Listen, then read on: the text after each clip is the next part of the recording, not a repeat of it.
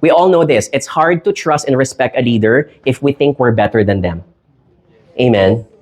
Right? So as much as you are the nicest person in the world to engage people, you need to have a level of technical expertise. Command falls under that. Command also is the healthy amount of border. That even if we can be friends or team, or if you may call it as family, it's not too much to the point that the intimacy is going to kill our professional relationship. So you can go out for dinners or coffee or drinks on a Friday night, but not on a daily basis, such that because I know everything about you, I have the license now to delay my next project because I think you're gonna forgive me anyway.